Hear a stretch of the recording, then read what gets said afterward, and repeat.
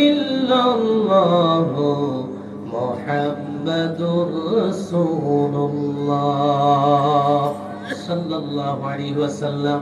তাহলে আল্লাহর নবী বলেন, এমন একটি সূরা, এমন একটি হরফ বান্দা যদি তেলাওয়াত করে, সাথে সাথে বান্দার আমলনামায় সওয়াব আসতেই থাকে, আসতেই থাকে, যেটা বান্দা নিজেও বোঝে না, টের পায় না। জোরে কোন সুবহানাল্লাহ।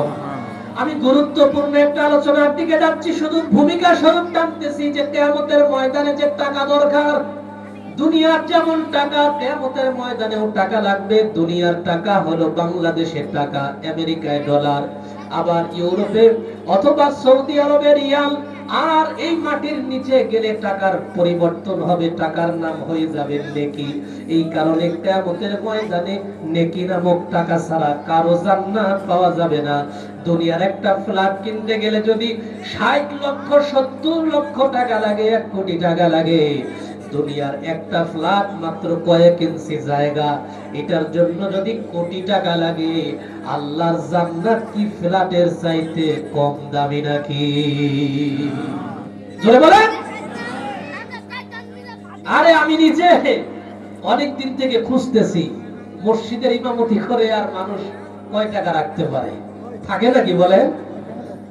2 পয়সার খেদমত, এটা নুন আনতে পান্তা ফুরায়, এরকম কথা কন। তো এই সামান্য জিনিস দিয়া ফ্যামিলি চলতে কষ্ট হয়।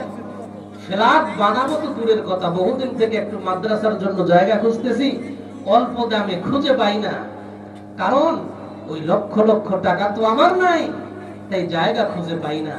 তো একটা ফ্ল্যাটের মালিকও যদি হন, তবু আপনি ফ্ল্যাটটা আপনার কিনতে গেলে 60-70 লাখ টাকা, জায়গা বিশেষ কোথাও 1 কোটি টাকাও লাগে। সামান্য একটা ফ্ল্যাটের দাম, পুরো বিল্ডিং না, পুরো বিল্ডিং বানাতে তৈরি করতে তো কয়েক কোটি টাকা লেগে যায়, ঠিক কি না? এত টাকা লাগে শুধু সামান্য একটা ঘর। আর আল্লাহ যে জান্নাতটা দিবে, ওই জান্নাতটা কি এই বিল্ডিং এর মতো? হ্যাঁ, এর চাইতে কত বেশি দামি। এর দামের কোনো শেষ আছে? বেশির কোনো শেষ আছে? আরে দুনিয়ার ইটের সামান্য ইট, তাম দুনিয়া বিক্রি করে জান্নাতের যে এক একটা ইট হবে, ওই জান্নাত তৈরির এক একটা ইটের একটা কণা যদি কেউ কিনতে চায়, জান্নাতের ইটের ধুলি কণা কিনতে গেলে ওই পৃথিবী কোটি কোটি বার বিক্রি করেও জান্নাতের ইটের একটা বালি কণা, ধুলি কণার মূল্য হবে না। কত বড় জান্নাত আমার মালিক আপনাকে দিবেন, সেই জান্নাত পাইতে গেলে আমাদের কোনো কিছুই মনে আসে না, টাকার দরকারই মনে করি না। মানে নেকি নেকি টাকা বললাম, পরকালের টাকার নাম কি বলেন? নেকি। আমাদের যে দরকার জরুরি, এটা মনেই করি না। কেমন করে সেই জান্নাতটা পাবো রে মুসলমান? এই সামান্য দুনিয়ার ফ্ল্যাট কিনতে গেলে কত জায়গায় কত ভাবে হালাল নাই হারাম নাই টাকা পয়সা অর্জন করে সামান্য ফ্ল্যাটের মালিক হন, যেটা ভবিষ্যতে থাকবেন জানা নাই। আপনি যে কিনলেন, কিনার পরে আপনি যে ঘুমাবেন, ওই ঘরে ঢুকতে পারবেন কোনো গ্যারান্টি নাই। এইটার জন্য আপনি কোটি কোটি টাকা অর্জন করার জন্য হালাল হারাম বাছলেন না। অথচ কিয়ামতের ময়দানে যে জান্নাত আমার আপনার জন্য অবধারিত দরকার, ওইটার জন্য আমার আপনার চুল পরিমাণ কোনো ফিকির নাই। এই জন্য বলেন দেখি, যাদের জান্নাত পাওয়ার কোনো ফিকির নাই, নেকি অর্জনের কোনো ফিকির নাই, তারা কি কোনোদিন জান্নাতে যাওয়া সম্ভব নাকি? মানুষ নেকি খুঁজে খুঁজে বের করে আমল করে নেকি অর্জন করেই তো জান্নাত পাওয়ার জন্য কত টেনশনে থাকে। আল্লাহ রাব্বুল আলামিন কিয়ামতের ময়দানে মানুষকে শুধুমাত্র তাদের জীবনে যত নেক আমল করেছে, নেক আমলের পরিবর্তে তা কাউকে জান্নাত আল্লাহ দিবে না। কিয়ামতের ময়দানে একজন ব্যক্তি উঠবে আর বলবে, আল্লাহ, আমার জন্ম থেকে নিয়ে মৃত্যু পর্যন্ত পুরাটা সময় আপনার ইবাদত বন্দেগী আর গোলামি ছাড়া অন্য কোনো কাজে আমি আমার সময় ব্যয় করি নাই। বাথরুমে গিয়েছি, সামান্য সময় দ্রুত চলে এসেছি, খেতে বসেছি, আমি খাবো, ওই খাবার সময় একটু সময় ব্যয় হবে, তাই আমি বেশি করে খাই নাই, কোনো মতে পানি খেয়ে আমি জীবনটা বাঁচিয়েছি। অথবা আটার গুঁড়া অথবা চাউলের গুঁড়া পানির সাথে মিক্স করে চুমুক দিয়ে খেয়েছি, যাতে করে দ্রুত খাওয়া হয়ে যায়। আর আপনার আমলের মধ্যে যেন আমি পতিত হতে পারি, আমল যেন করতে পারি। আমার জীবনটা এমন করে কাটিয়েছি, চুর পরিমাণ সময় আমি অপচয় করি নাই, আমার এত পরিমাণে নেক আমল আছে। আল্লাহ, আমি আমার নেক আমলের মাধ্যমে আপনার তৈরি জান্নাতে যেতে চাই। জোরে কোন আল্লাহু আকবার। কিসের বিনিময়ে জান্নাতে যেতে চায়? নেক আমলের বিনিময়ে।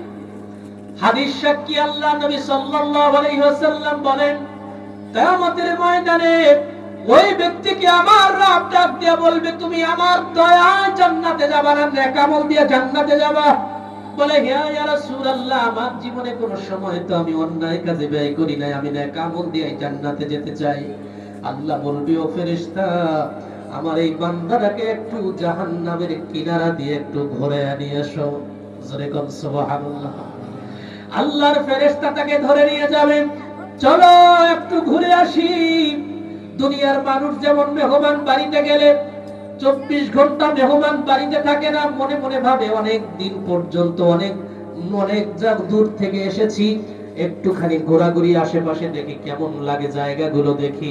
ফেরেশতা বলবে, এখানে অবস্থান করে কিভাবে একটু আসেন, ঘুরে আসি, তারপরে না হয় আপনার জান্নাতে আপনি যায়েন। জান্নাতে যাওয়ার আগে একটু ঘোরার জন্য নিয়ে যাবে। জাহান্নাম থেকে বহু বহু দূর দিয়ে যখন তাকে নিয়ে ঘোরানো হবে, ওই জাহান্নামের তীব্রতা গরম, ওই জাহান্নামের গরমের তীব্রতাটা এত সাংঘাতিক, যে সাংঘাতিক গরমটা জাহান্নাম থেকে কোটি মাইল দূর পর্যন্ত সেই জাহান্নামের তাপ লাগতেছে। এমন জায়গা দিয়ে ফেরেশতা ওই বান্দাকে নিয়ে যখন ঘুরতেছে, জাহান্নামের তীব্রতার কারণে ওই বান্দার নিজের শ্বাস নালী পর্যন্ত শুকায় গেছে, কণ্ঠনালী শুকায় গেছে, পুরা দেহটা যেন পিপাসায় কাতর হয়ে গেছে, পানি পানি করে চিৎকার মারতেছে। কিন্তু পানি কোথায় পাবে? সেই জায়গায় তো কোনো পানি নাই। আল্লাহর ফেরেশতা ডাক দেয়া বলে, কি ব্যাপার, চিৎকার করো কেন? বলে, চিৎকার করি আমার তৃষ্ণা পেয়েছে, কণ্ঠনালী শুকিয়ে গেছে, এত তীব্র গরম কোত্থেকে আসে, যে গরমের তীব্রতায় সহ্য করতে পারি না। তখন তার সামনে দিয়ে একজন ফেরেশতা এক পেয়ালা এক গ্লাস পানি নিয়ে হেঁটে যাবে। ওই ফেরেশতা ডাক দিয়া বলে, কি ব্যাপার, তুমি কাঁদছো কেন, চিৎকার করছো কেন? বলে, ভাই আর কথা বললেন নাকি, গ্লাসটা দেন আগে পান করি তারপরে কথা বলি। এতটা পরিমাণ অবস্থা খারাপ থাকবে। ফেরেশতা বলবে যে, দুনিয়ার জমিনে পানি খাইছো, নিজের বাড়িতে মাগনা খেয়েছো, টিবল চাপলেই তোমার পানি উঠেছে। ও মুসলমানেরা, আবার যখন বাহিরে গেছো বোতলের পানি কিনে খেয়েছো, আজকের এই কিয়ামতের ময়দানে পানি যদি তোমাকে পান করতে হয়, আমার কাছ থেকে পানি কিনে নিয়ে তোমাকে পান করতে হবে। চিৎকার মেরে বলেন আল্লাহু আকবার। কিয়ামতের ময়দানে যদি বলে পানি কিনে খেতে হবে, তাহলে কি তার গতি আছে? বলেন। বলে, কি দিয়া পানি কিনবো? বলে, দুনিয়ায় কি দিয়া কিনতে? বলে, টাকা দিয়া। দুনিয়ায় ছিল টাকা, চলছে তোমার ঢাকা। আর কিয়ামতের ময়দানে টাকা চলবে না, টাকার বিপরীতে লাগবে নেকি আর সওয়াব। ওই সওয়াব তোমাকে দিয়ে এক গ্লাস পানি কিনে তোমাকে খেতে হবে। সওয়াব আগে দাও, নেকি আগে দাও, তারপরে পানি নাও। বলে, সওয়াব লাগবে কতটুকু? তোমার জীবনে 3 ভাগের 1 ভাগ নেকি আর সওয়াব নামক টাকা আমাকে দিয়ে দাও, আর এক গ্লাস পানি তুমি খেয়ে নাও। চিৎকার মেরে বলেন সুবহানাল্লাহ। জীবনের যত আমল করেছে, আমলের কয় ভাগের 1 ভাগ? বলেন না, কয় ভাগ? 3 ভাগের 1 ভাগ আমল দিতে হবে, তারপরে সে পানি পান করাবে। তীব্রতার কারণে সে বলবে, অবশ্যই আমি আমার জীবনের নেক আমল তো আর কম নাই, 3 ভাগের 1 ভাগ আমার নেক আমল তোমাকে দিয়ে দিচ্ছি, নাও এক গ্লাস পানি আমাকে খেতে দাও। পানি দিয়ে দিল, পানি পান করতে ধরছে, এমন সময় পানিটা কোনো মতে চুমুক দিয়েছে, চুমুক দিতে দেরি হয়, পানিটা শেষ হয়ে যেতে দেরি হয় না। কারণ হলো ওই বান্দার এতটা তৃষ্ণা, মুখের কাছে নিতেই এতটা তৃষ্ণা, তাৎক্ষণিক সব পানি খেয়ে ফেলেছে। এরপরে আরো পানি চায়, ফেরেশতা বলে আর পানি কোথায় পাইবা? আর নাই। গ্লাস নিয়ে ফেরেশতা চলে গেছে। কিছুক্ষণ পর আবার চিৎকার মারতেছে, আবার কাঁদতেছে, কণ্ঠনালী শুকিয়ে গেছে, পানি পানি বলে চিৎকার। ওই পানির চিৎকারে আরেকজন ফেরেশতা, আরেকজন ব্যক্তি যখন গ্লাস নিয়ে হাতে নিয়ে যায়, জোর জবরদস্তি করে তাকে ডাক দিয়া বলে, ভাই, প্রাণের ভাই, মেহেরবানি করে এক গ্লাস পানি আমাকে দেন। সে ডাক দিয়া বলে, এই পানি তোমাকে দেওয়া যাবে না, বিনিময় ছাড়া দেওয়া যায় না। বলে, কি চান বিনিময়? বলে, জীবনের 3 ভাগের 1 ভাগ দিয়ে 1 গ্লাস পানি পান করেছো, আর থাকে কয় ভাগ? বলে 2 ভাগ। ওই 2 ভাগের মধ্য থেকে আরেক ভাগ নেকা আমল নামক টাকা দিয়ে এই পানিটা তুমি কিনে খাও, তাহলে দেব। বলল, অসুবিধা নাই, জীবনে নেকা আমল তো কম করি নাই, 1 ভাগ গেছে, আরো 2 ভাগ আছে, ঠিক আছে, যাও, আরেক ভাগ তোমাকে দিয়ে দিলাম। গ্লাসটা দাও, পানিটা, গ্লাসটা হাতে নিয়ে যখন মুখে দিয়েছে, আবার তৃষ্ণা এতটা বিকট ছিল, মুখে দিতে দেরি হয়, আল্লাহর বান্দার পানি শেষ হইতে দেরি হয় না। জোরে কর আল্লাহু আকবার। এইবার সে গ্লাস নিয়ে চলে গেল, আবার চিৎকার শুরু হয়ে গেল, কারণ তৃষ্ণা মেটে না। কারণ তৃষ্ণা যত বেশি হয়, পানি তত বেশি লাগে। তৃষ্ণার যন্ত্রণা যখন ছটফট করে, পানি যদি কম হয়, ওই পানি মুখে দিলে তৃষ্ণা তার আরো বেড়ে যায় না কমে যায়? আরো বেড়ে যায়। যতক্ষণ পর্যন্ত আত্মতৃপ্তি না হয়েছে, ততক্ষণ পর্যন্ত পানি ছাড়তে চায় না। এই জন্য মুসলমানেরা, আল্লাহর বান্দা আবার চিৎকার মারে, কি করলাম? আগেই তো ভালো ছিলাম, পানি খাওয়ার পরে তো আমার কণ্ঠনালী আরো শুকিয়ে যায়, আমার তো তৃষ্ণা আরো বেড়ে যায়, সামান্য পানিতে কিছু হয় না। আবার চিৎকার যখন করতে থাকে, আর একজন ব্যক্তি যখন আবার গ্লাস নিয়ে হাজির হয়, ডাক দিয়া বলে, প্রাণের ভাই, গ্লাসটা দেন, আমাকে একটু পান করি। আল্লাহর বান্দা যখন আবার বলে, তোমার নেকা আমলের বিনিময় ছাড়া পানি দিতে পারি না। বলে, কতটুকু নেকা আমল?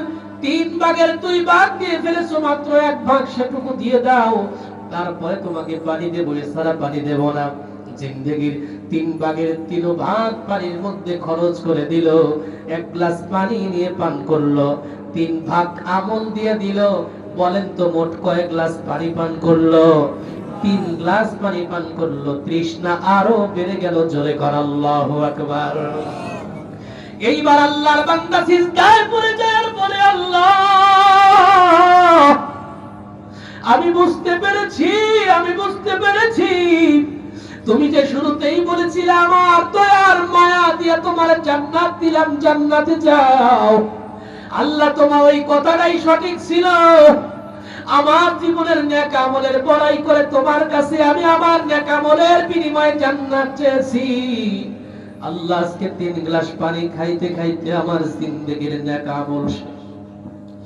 আল্লাহ, আমার জিন্দেগির সব নেক আমল শেষ, আর তো নেক আমল নাই, আমার তৃষ্ণাও মিটে নাই। তুমি আল্লাহ কুদরতি ভাবে যদি আমার তৃষ্ণা মিটে না দাও, দয়া আর মায়া না করো, আর একটা সেকেন্ডের জন্য বেঁচে থাকা আমার জন্য সম্ভব নয়। চিৎকার মেরে বলেন আল্লাহু আকবার।